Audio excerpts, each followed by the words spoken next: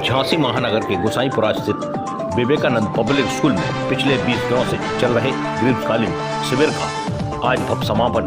कार्यक्रम का शुभारंभ सरस्वती जी के चित्र पर माल्यार्पण से हुआ। कार्यक्रम में मुख्य अतिथि के रूप में रामतीर्थ सिंघल MLC एवं उनकी पत्नी श्रीमती सुषमा सिंघल रही। उन्होंने शिविर की प्रशंसा की। इस कार्यक्रम में कैंप के दौरान बनाई गई वस्तुओं की प्रदर्शनी भी लगाई गई एवं शिविर में सिखाए गए नृत्य एवं गायन का भी प्रदर्शन किया गया। विद्यार्थियों के हाथों से बनाई गई वस्तुओं को देखकर लोग आश्चर्यचकित रह गए एवं सभी ने मुक्त कंठ से उसकी प्रशंसा की।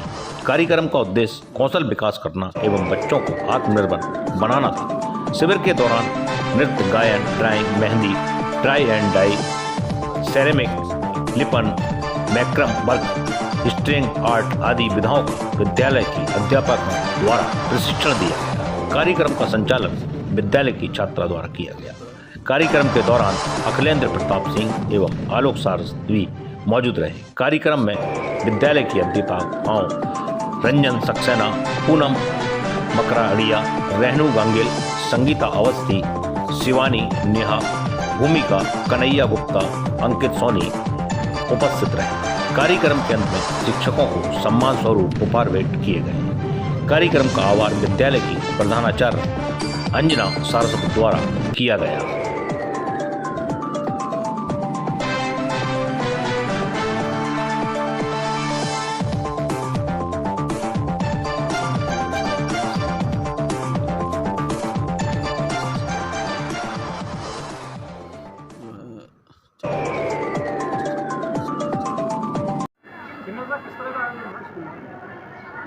मुझे लगता है कि हमारे पत्रकार बंधु निश्चित रूप से ये जानते हैं कि पिछले 15 वर्षों से लगातार हर वर्ष गर्मियों के ग्रीष्मकालीन अवकाश में हमारे विद्यालय में स्किल डेवलपमेंट कैंप का आयोजन किया जाता है।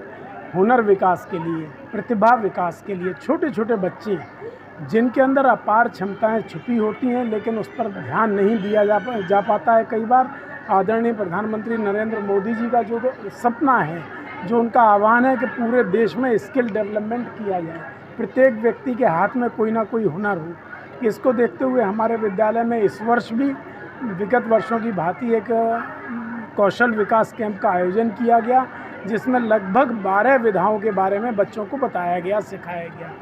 और हमें ये कहते हुए, बताते हुए खुशी होती है कि पिछले वर्षों में बच्चों ने जो कुछ सीखा, चाहे टाई एंड डाई हो, चाहे मेहंदी हो, चाहे सिरेमिक वर्क हो, चाहे क्विलिंग वर्क हो या अन्य कोई भी विधाएं सीखी हैं, उनमें से कुछ बच्चे उसका कॉमर्शियल उपयोग भी कर पा रहे हैं। उसके माध्यम से उनको रोज़गार भी मिला है।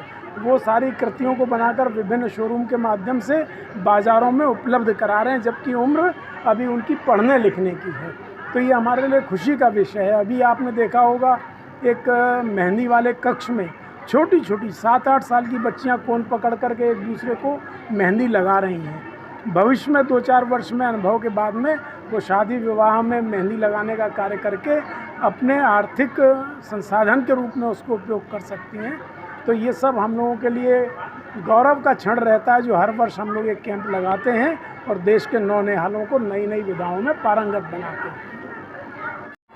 कब से कैंप का आयोजन हुआ था, कितने दिन चला?